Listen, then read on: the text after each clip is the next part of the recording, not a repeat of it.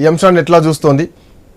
కవిత మాటలతో ఎవరికి లాభం, ఎవరికి నష్టం, ఎవరు వదిలినటువంటి బాణం అన్నటువంటి ప్రశ్నలు ఇక్కడ కనిపిస్తున్నాయి. బాణాలు పినలు. భారతీయ జనతా పార్టీ ఎప్పుడు కూడా ప్రజల పక్షాన మాట్లాడుతుంది, ప్రజాస్వామ్య పక్షాన మాట్లాడుతుంది.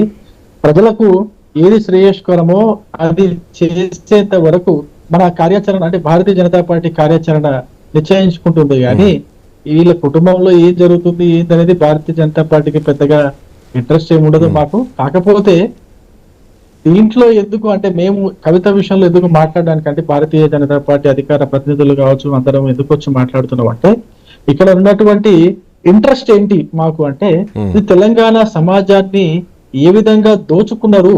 గత 9.5 సంవత్సరాల కేసీఆర్ పాలనలో అనేక స్కీములు ఏదైతే పథకాలు పెట్టినారు అంటే అది హరితహారం పేరుతో సంతోష్ రావు గారు చేసినటువంటి అంటే సంతోష్ రావు గారు నాటినటువంటి ప్రతి ఒక్క మొక్క దగ్గర నుంచి ఆ మొక్కలో ఎంత మొక్క పెట్టింది అనే దగ్గర నుంచి ఇలా స్టార్ట్ చేస్తే పెద్ద స్కామ్ అయినటువంటి కాళేశ్వరం దాకా హరీష్ రావు గారి పేరు వచ్చింది కాబట్టి కాళేశ్వరం దాకా వీళ్ళు ఎంతవరకు దోచుకున్నారు అనేది ఒక అక్నాలెడ్జ్ చేస్తూ కవిత గారు ఇచ్చినటువంటి స్టేట్మెంట్ కూడా మనకు చాలా స్పష్టంగా తెలంగాణ ప్రజలకు అందరికీ అర్థమవుతుంది. ఏంటంటే పక్కా ఆధారాలతో వీళ్ళు దోచుకున్నారు అనేది చాలా స్పష్టంగా మనకు అర్థమవుతుంది. తెలంగాణ ప్రజల యొక్క రక్తంతో వాళ్ళు రక్తాన్ని చెమటగా మార్చి తెలంగాణ రాష్ట్రాన్ని నిర్మించాలని చెప్పేసి అనుకుంటే వీళ్ళు ఒక పక్క ప్రజలందరూ ఆ భాగంలో పనిచేసుకుంటూ పోతుంటే వీళ్ళేమో ఒక పక్క నుంచి దోచుకుంటూ పోయారు 9.5 సంవత్సరాలుగా అనేది మనకు చాలా స్పష్టంగా అర్థమవుతుంది. 1100-1200 మంది ఆత్మహత్య చేసుకుని ఆత్మ బలిదానాలు తెచ్చుకుంటే కవితను వెనకుండి నడిపించేది ఒక నిమిషం ఇది మీరు ప్రశ్న విని తర్వాత దీని ఆన్సర్తో మీ కొనసాగింపు మాట్లాడండి. కవిత వెనుకుండి నడిపించేది రేవంత్ రెడ్డి అని ఒక వాదన. రేవంత్ రెడ్డి మోడీ ఇద్దరు కలిసి కేసీఆర్ను టార్గెట్ చేసి బీఆర్ఎస్ పార్టీని డిస్టర్బ్ చేయాలన్నది ఇంకొక వాదన.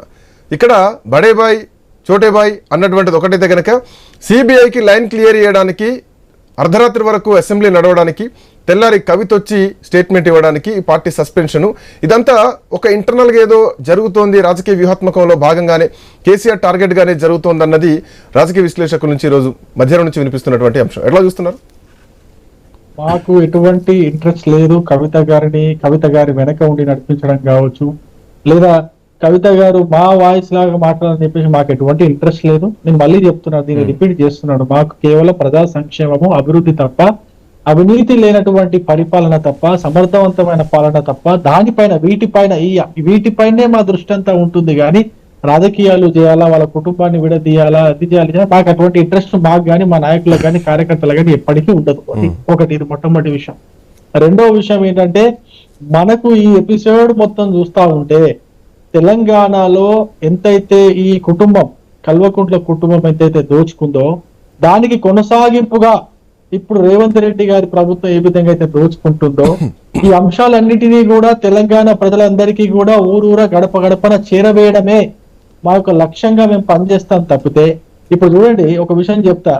కవిత గారు ఎందుకు బయటకు వచ్చి తన యొక్క అక్కసును వెళ్ళగక్కుతున్నారు? ఎందుకు అంటే కేటీఆర్ గారు, హరీష్ రావు గారు, సంతోష్ రావు గారు వీళ్ళందరూ కూడా దోచుకొని దాచుకున్నటువంటి డబ్బులో ఈమెకు వాటాలు దక్కలేదు కాబట్టి ఈమె కడుపు మంట, ఆ కడుపు మంటతోనే ఈవిడ వచ్చి బయటకు వచ్చి మాట్లాడుతుంది అనేది మనకు అర్థమవుతున్న విషయం. కానీ కేటీఆర్ గారు ఏంది అమ్మ నువ్వు లిక్కర్ స్కామ్ లో దోచుకున్న నీ దగ్గర ఉండదు కదా, అది నీ దగ్గర పెట్టుకో, మేము దోచుకుని మా దగ్గర పెట్టుకుంటాం అని చెప్పేసి కేటీఆర్ గారు అనుకోవడం వల్ల ఈ వీళ్ళిద్దరి మధ్యలో వచ్చినటువంటి మనస్పర్ధలతో అంటే ఇప్పుడు దొంగలు ఊర్లు పంచుకునే టైంలో ఏదైనా తేడాలు వస్తే ఏ విధంగా అయితే వాళ్ళు కొట్టుకొని చేస్తారో ఇదే కరెక్ట్ గా అదే నడుస్తాం తెలంగాణ రాష్ట్రంలో కల్వకుంట్ల కుటుంబంలోనే మనకు చాలా స్పష్టంగా అర్థమవుతుంది. ఇంకో విషయం కూడా నేను చెప్తున్నాను, తెలంగాణ రాష్ట్రంలో సిబిఐ గురించి మాట్లాడారు కాబట్టి నేను చెప్తున్నాను. కాళేశ్వరం కేసుని సిబిఐకి అప్పచెప్పడంలో ఈ యొక్క ప్రభుత్వం యొక్క చిత్తశుద్ధి ఎంత ఉందో మనం ఒక చిన్న మాటలో అర్థం చేసుకోవచ్చు.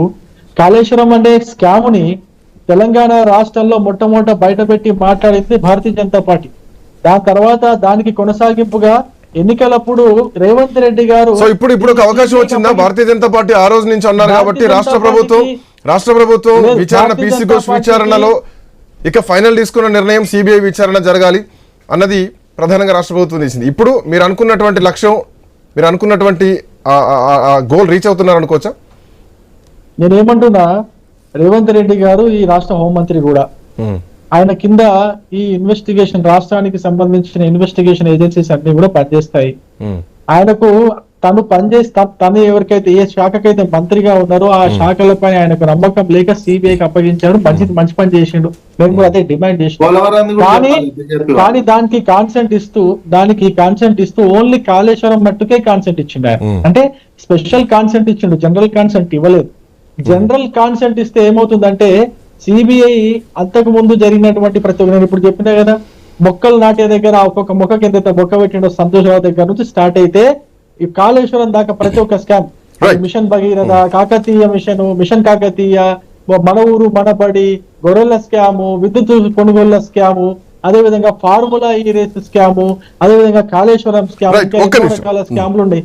ఈ స్కాములన్నిటికీ సంబంధించిన ప్రతి ఒక్క విషయాన్ని బయట పెడతారు. దాంతో పాటు ఇప్పుడు కాంగ్రెస్ ప్రభుత్వంలో జరుగుతున్నటువంటి స్కాములు కూడా, నేను మళ్ళీ చాలా పర్టికులర్ గా చెప్తున్నా, కాంగ్రెస్ ప్రభుత్వంలో జరుగుతున్నటువంటి స్కాములు మీకు తెలుసు. జడ్చర్ల ఎమ్మెల్యే, మా మహబూబ్ నగర్ ఎమ్మెల్యే, మా మహబూబ్ నగర్ ప్రాంతానికి చెందిన ఇంకొక ఎమ్మెల్యే, అటు ఉమ్మడి ఖమ్మం జిల్లాకు చెందినటువంటి ఇంకొక ఎమ్మెల్యే, నలుగురు ఎమ్మెల్యేలు కలిసి హైకోర్టులో ఒక పిల్లేసిరు. ఏమనేసిరు అంటే, ఒక రియల్ ఎస్టేట్ సంస్థ మాకు తెలియకుండానే వీళ్ళు రియల్ ఎస్టేట్ చేసుకుని డబ్బులు దోచుకుంటున్నారు, ఆ రియల్ ఎస్టేట్ సంస్థకి ముఖ్యమంత్రికి డైరెక్ట్ గా సంబంధాలు ఉన్నాయని చెప్పి